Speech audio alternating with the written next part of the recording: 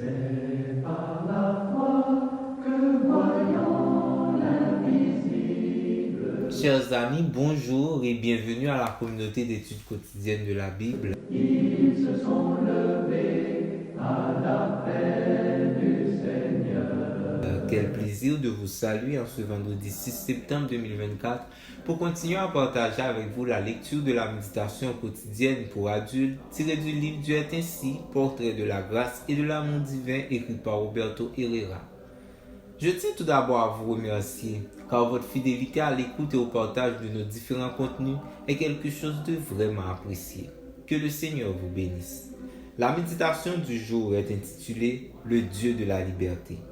Le Seigneur, c'est l'Esprit, et là où est l'Esprit du Seigneur, là est la liberté. 2 Corinthiens 3, verset 17. Si quelqu'un veut rendre son existence misérable, il lui suffit d'essayer de gagner son salut par ses œuvres.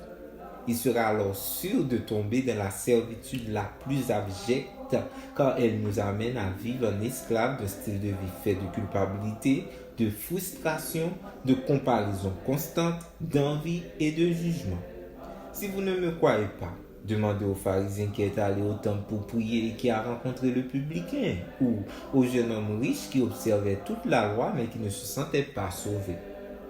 Paul, qui avait été un pharisien, désirait que les croyants de Corinthe soient libérés de cet esclavage.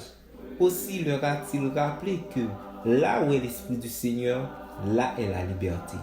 Cela signifie que Jésus est venu pour libérer véritablement les gens, puisqu'après son départ de ce monde, il leur a laissé son esprit.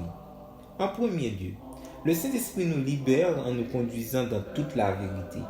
Comme l'indique la Bible, vous connaîtrez la vérité et la vérité vous rendra libre. Jean 8, verset 32. L'Esprit nous rend libres en nous convainquant de péché, de justice et de jugement. Voir Jean 16, verset 8, de sorte que nous ne soyons plus trompés par l'ennemi en ignorant ses plans et que nous sachions que Dieu est notre seul chemin.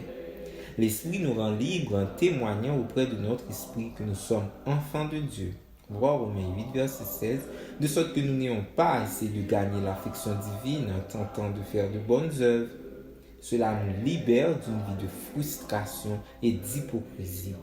En second lieu, l'Esprit nous rend libres en nous accordant des dons avec lesquels nous pouvons servir Dieu et les autres. Voir 1 Corinthiens 12, verset 1 à 31. Cela procure les sentiments d'utilité et d'appartenance, donne un sens à la vie chrétienne et libère du pessimisme ainsi que du découragement. L'Esprit nous rend bien sûr également libres en nous rappelant que c'est à la grâce de Dieu que nous devons tout ce que nous sommes et avons, que nous ne sommes donc ni supérieurs ni inférieurs, car la grâce qui nous aide aussi les autres. Ainsi, je suis libéré de la soif de rivalité et de vengeance et de l'envie ainsi que de la dépendance maladive de notre être humain. Là où est l'Esprit du Seigneur, là est la liberté. Et cette liberté n'est pas un prétexte pour faire le mal, mais une occasion de servir Dieu. Merci d'avoir suivi cette méditation. C'est en espérant qu'elle a été pour vous une source de bénédiction. Au revoir.